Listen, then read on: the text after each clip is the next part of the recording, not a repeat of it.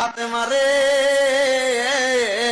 ও ফাতেমা, আমি তোমার কাছে একটা খবর জানাইতে চাই। ও আব্বাজান, আপনি কি খবর জানাইবেন? আপনার কাছে জানতে চাই। মাইয়ারা তো বাবারে বেশি ভালোবাসে, ছেলেরা মারে বেশি ভালোবাসে। ফাতেমা চোখের পানি ছেড়ে কয়, বাবা, ও বাবা, আপনি কি বলবেন বলেন না রে আব্বা। এতদিন হয়ে গেছে, আপনি তো আমার কোনো কথা বলেন না। অসুস্থ অবস্থায় আপনি আপনার হুজরা মুবারকের মধ্যে শুয়ে থাকেন।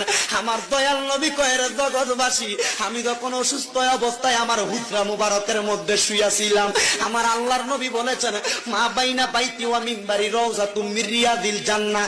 নবীর রওজা থেকে নবীর ঘর পর্যন্ত এটা জান্নাতের একটা টুকরা। এই জান্নাতের নাম হলো রিয়াদুল জান্নাহ। আমার দয়াল নবী কয়, হে উম্মতের দলেরা, আমি নামাজ যখন পড়তো মদিনার ভিতরে মানুষেরা, আমি আমার ঘর মুবারকের মধ্যে শুয়েছিলাম। শুয়ে থাকা অবস্থায় আমি জানালার পর্দাটা সরাইয়া দেখি আমার আবু বকর ইমামতি করে রে। আমি নবী চোখের পানিগুলা পালায়া কই, ফাতেমা রে, আমি নবী তো এই ইসলাম দার লাগা কষ্ট করছিলাম, দেখছুনি নামাজের সময় হইয়া গেছে রে।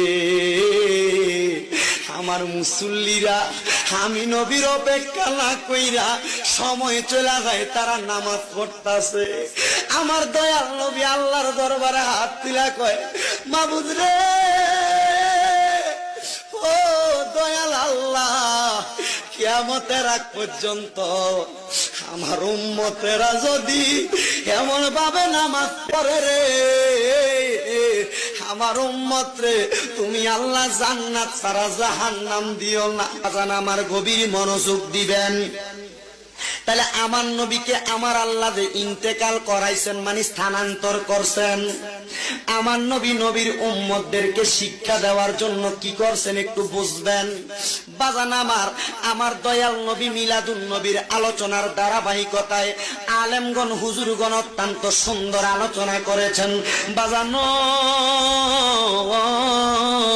কিন্তু যখন আমার দয়াল নবী এখনো আগমন করে নাই, নবী আমার আগমন করার পূর্বে হযরতে আম্মাদান